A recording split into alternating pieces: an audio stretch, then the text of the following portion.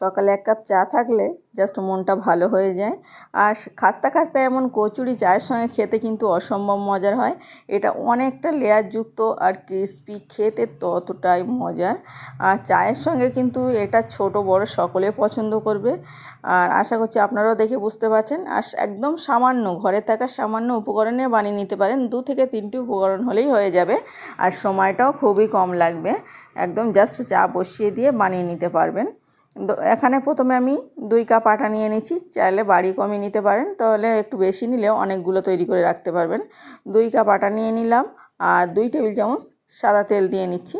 চাইলে একটু বেশি করে তেল দিয়ে নিতে পারেন বা কমিয়ে নেবেন না। তারপরে একটু তেলটা দেওয়ার পরে একটু স্বাদ অনুযায়ী লবণ দিয়ে নিচ্ছি আর একটু কালো জিরেটা একদম অপশনাল, চাইলে দিতেও পারেন নাও পারেন। তারপরে ভালোভাবে হাত দিয়ে ডলে ডলে ময়াম দিয়ে নেব। এই ময়ামটা একটু সময় ধরে দিয়ে নিতে হবে, খুবই কম সময় লাগে, কিন্তু ময়ামটা অবশ্যই দিতে হবে। একটা ছোট ছোট টিপস ফলো করলে কিন্তু পারফেক্ট খাস্তা এটা কচুরিটা বানিয়ে নিতে পারেন। আর খাস্তা কচুরিটা একটু চৌকো চৌকো শেপে বানিয়েছি। আপনারা ভাববেন হয়তো নিমকি, একদমই না, ওর ভিতরে অনেকটা লেয়ারযুক্ত, খেতে অসম্ভব মজার। আর এমন খাস্তা কচুরি অনেকেই খেতে পছন্দ করে। আমি গোলভাবে বানাইনি, এভাবে বানালাম। তারপরে ভালোভাবে ময়াম দিয়ে ডলে নেওয়ার পরে হালকা একদম নর্মাল জল নিয়েছি। নিয়ে অল্প অল্প করে দিয়ে একটা ডো তৈরি করে নেব। এখানে আমার 2 কাপ আটার জন্য হাফ কাপ জল লেগেছে। একটা শুকনো শুকনো করে টাইট ডো তৈরি করে নিয়েছি। একটু ভালোভাবে মেখে নিলাম। একটু ভালোভাবে মেখে নিয়ে এটা কিছুক্ষণের জন্য জাস্ট একটা প্রসেস তৈরি করব, তার জন্য এটা ঢাকা দিয়ে সাইডে সরিয়ে রেখে দিচ্ছি। এটা কোনো রেস্টে রাখতে হবে না, জাস্ট সঙ্গে সঙ্গে বানিয়ে নিতে পারেন। তো ওটা সাইডে সরিয়ে রেখে আমি এখানে একটু তেল আর একটু ময়দা দিয়ে ভালোভাবে গুলে নিচ্ছি। এইটা অবশ্যই বানিয়ে নিতে হবে। তো তেল ময়দা দিয়ে দেখুন আমি গুলে নিয়েছি। এটা খুব বেশি লাগবে না, আমি অল্প করে ডো তৈরি করেছি, ওই জন্য অল্প করে বানিয়ে নিলাম। তারপরে এখানে এই ডোটা বার করে নিয়েছি। ডোটা আবার একটু ভালোভাবে এভাবে ময়াম দিয়ে মেখে নিচ্ছি। একটু ভালোভাবে মেখে নিলেই কিন্তু এটা রেডি হয়ে যাবে। খুব বেশি মাখার দরকার নেই, 2 থেকে 3-4 বার মেখে নিলেই হয়ে যাবে। তারপরে মেখে এটা 3টে সাইজের লেচি কেটে নিয়েছি। চাইলে আর একটু বেশি করেও বানিয়ে নিতে পারেন। তারপরে একটা রুটি আমি বেলে নেব। একটু প্রথমে গোল করে নিচ্ছি আর এদিকে একটা বোর্ডের ওপরে তেল লাগিয়ে নিয়েছি। ময়দা দিয়ে বেললে কী হয়, যখন তেলে দেবো তখন তেলটা কিন্তু নোংরা হয়ে যাবে বা আটা বেশি পড়ে যাবে তাইতে, আর তেলটাও কালার অন্য হয়ে যাবে। ওই জন্য আমি এটা তেল দিয়ে বেলে নিলাম, তাহলে তেলটা নোংরা হবে না।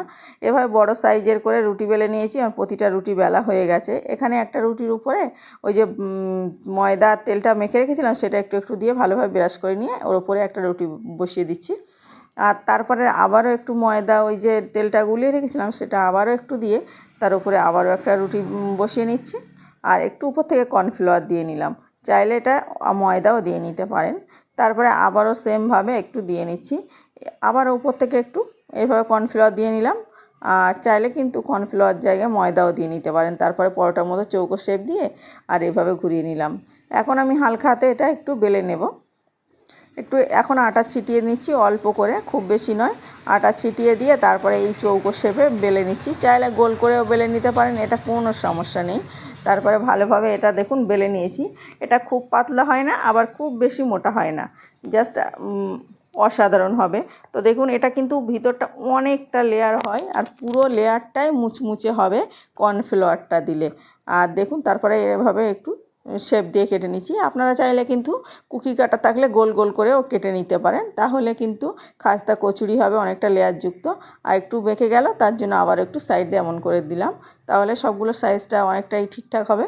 এদিকে তেল বসিয়ে দিয়েছি আর তেলটা ভালোভাবে গরম করে নিতে হবে। দেখুন দেওয়ার সঙ্গে সঙ্গে এভাবে ফুলে উঠছে। আর এই পর্যায়ে এখন কিন্তু আমি গ্যাসটা একদম লোয়ে করে দেবো, দিয়ে একদম একটু সময় ধরে আর কি ভিতর থেকে, যেহেতু অনেকটা লেয়ার হয়েছে, একটু ভালোভাবে ভেজে নিতে হবে। একটু কালার হয়ে গেলেই উল্টে নিচ্ছি। এভাবে 3 থেকে 4 বার উল্টে পাল্টে কিন্তু সেঁকে নিয়েছি। আর একটা লোভনীয় কালার চলে আসলে আপনি নিজেই বুঝতে পারবেন যে এটা কিন্তু ভাজা একদম কমপ্লিট। আর আমি একসঙ্গে বেশি দিইনি, জাস্ট ফুলবে, একটা বড় হয়েছে অনেকটা, ওই জন্য। এই খাস্তা কচুরির লেয়ারটার জন্য খেতে বেশি ভালো লাগে। আর তারপরে দেখুন ওগুলো তুলে নিয়েছি, আবারও কিছুটা ভেজে নিলাম। আর এটা আমার সব ভাজা হয়ে গেছে। এখন একটা প্লেটে তুলে নিচ্ছি পরিবেশন করার জন্য। দেখুন এটা দেখেই বুঝতে পারছেন যে কতটা ক্রিস্পি হয়েছে। আর এটা কিন্তু তেল খুব বেশি তেল টেনেও থাকবে না, জাস্ট তাও চাইলে তেল থাকলে এতে নিতে পারেন, বা কোনো পেপারের ওপরে টিস্যু পেপারের ওপরে দিয়ে নিতে পারেন। এদিকে আমি চা তো তৈরি করে নিয়েছি সাইডে, আর চা বসিয়ে দিয়ে যেহেতু এটা বানানো যায় ওই জন্য চায়ের সঙ্গে একটু ভাঙাটা দেখুন, ভালোভাবে দেখলেই বুঝতে পারবেন যে অনেক বেশি মজার হয়েছে। অবশ্যই ট্রাই করতে ভুলবেন না, আর কেমন হয়েছে এটাও বলবেন। ভালো লাগলে অবশ্যই লাইক আর সাবস্ক্রাইব করে পাশে থাকার অনুরোধ করছি। চায়ের সঙ্গে এমন একটা রেসিপি থাকলে কোনো কথাই হবে না।